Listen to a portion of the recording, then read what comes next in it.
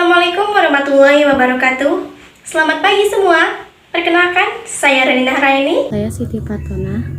Saya Nurul Akmal Maulida. Saya Wida Firdawati. Saya Cindy Pujianti. Kami berkesempatan untuk mempresentasikan materi mengenai menerapkan komunikasi efektif humas. Pengertian komunikasi efektif yaitu komunikasi yang mampu menghasilkan perubahan sikap pada orang lain yang bisa terlihat dalam suatu proses komunikasi. Pengertian komunikasi adalah suatu proses penyampaian informasi, pesan, ide, dan gagasan dari satu pihak ke pihak lain. Pada umumnya, komunikasi dilakukan secara lisan atau verbal yang dapat dipahami oleh kedua belah pihak. Apabila tidak dapat dipahami bahasa verbal oleh keduanya, komunikasi masih dapat dilakukan dengan gerak-gerik badan, menunjukkan sikap tertentu, misalkan tersenyum, mengangkat bahu. Cara seperti ini disebut komunikasi nonverbal. Faktor yang mempengaruhi komunikasi diantaranya latar belakang budaya, interpretasi suatu pesan akan terbentuk dari pola pikir seseorang melalui kebiasaannya.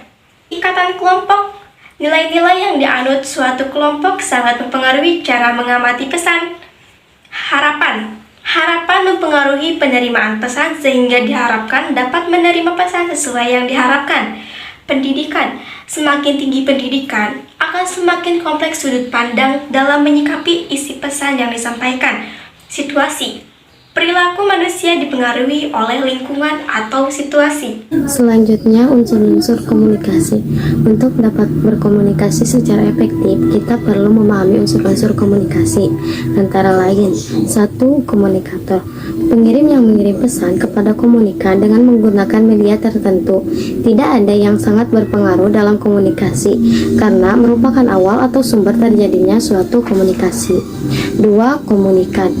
Penerima atau receiver yang menerima pesan dari komunikator kemudian memahami, menerjemahkan, dan akhirnya memberi respon. 3. Media. Saluran yang digunakan untuk menyampaikan pesan sebagai sarana berkomunikasi berupa bahasa verbal maupun non-verbal. Wujudnya berupa ucapan, tulisan, gambar, bahasa tubuh, bahasa mesin, sandi, dan sebagainya. 4. Pesan. Isi komunikasi berupa pesan yang disampaikan oleh komunikator kepada komunikan. Kejelasan pengiriman dan penerimaan pesan sangat berpengaruh terhadap kesinambungan komunikasi.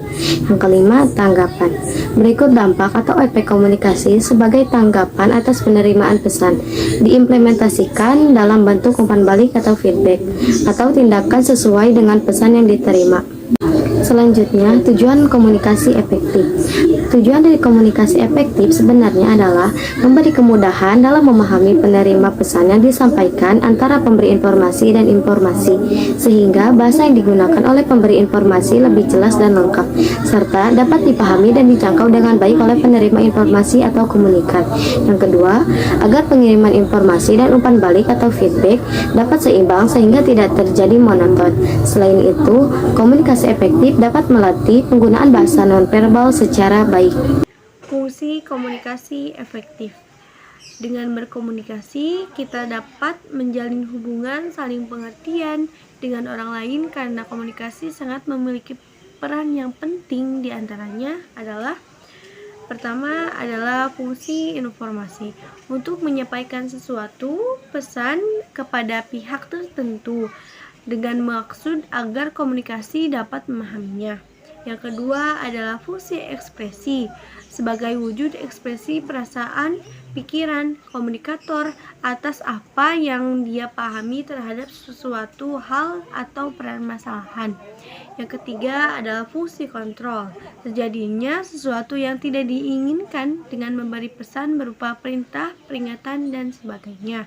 Yang keempat adalah fungsi sosial, untuk keperluan reaktif dan keakraban hubungan antara komunikator dan komunikan. Yang kelima adalah fungsi ekonomi, untuk keperluan transaksi usaha yang berkaitan dengan keuangan, barang, dan jasa.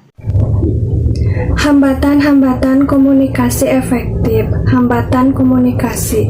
Di dalam komunikasi selalu ada hambatan yang dapat mengatur komunikasi, sehingga informasi dan gagasan yang disampaikan tidak dapat diterima dan dipahami dengan jelas oleh penerima pesan atau penerima. Menurut Ron Ludlow dan Fergus Punton, ada hambatan-hambatan yang menyebabkan komunikasi tidak efektif, yaitu 1. Efek status. Adanya perbedaan pengaruh status sosial yang dimiliki setiap manusia.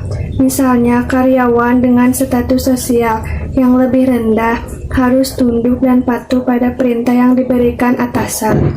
Maka karyawan tersebut tidak dapat atau takut mengemukakan aspirasinya atau pendapatnya. 2. Masalah semantik.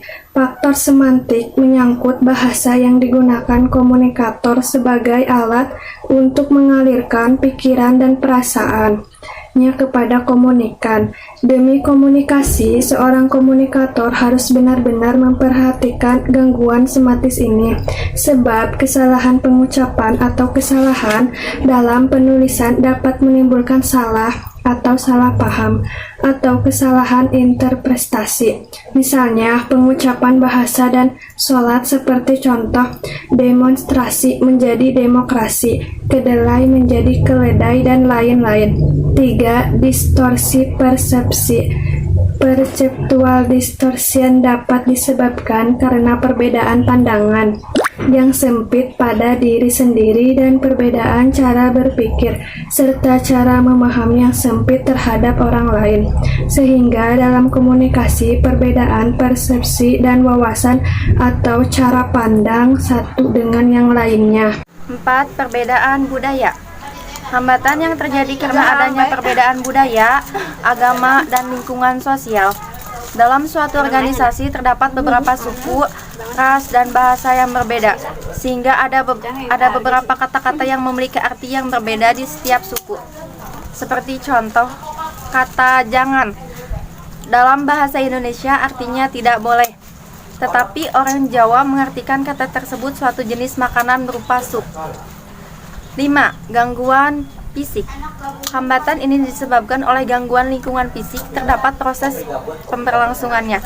Komunikasi, contohnya review orang-orang atau video, suara hujan atau petir, dan cahaya yang kurang jelas. 6. Pilihan saluran komunikasi yang buruk adalah gangguan yang disebabkan pada media yang digunakan dalam komunikasi. Contoh dalam kehidupan sehari-hari, misalnya sambungan telepon yang terputus-putus, suara radio yang hilang dan muncul, gambar yang kabur pada pesawat televisi, huruf ketikan yang buram pada surat sehingga informasi tidak dapat ditangkap dan dijelaskan dengan jelas. 7. Tidak ada umpan balik. Hambatan tersebut adalah seorang pengirim mengirimkan surat kepada penerima, tetapi tidak ada tanggapan dan tanggapan dari penerima, maka yang terjadi adalah komunikasi satu arah yang sia-sia. Seperti contoh, seorang manajer menjelaskan suatu gagasan, yaitu ditunjukkan kepada para karyawan. Dalam penerapan gagasan tersebut, para karyawan tidak memberikan ketanggapan atau tanggapan dengan kata lain, tidak peduli dengan gagasan seorang manajer. Terima kasih. Wassalamualaikum warahmatullahi wabarakatuh.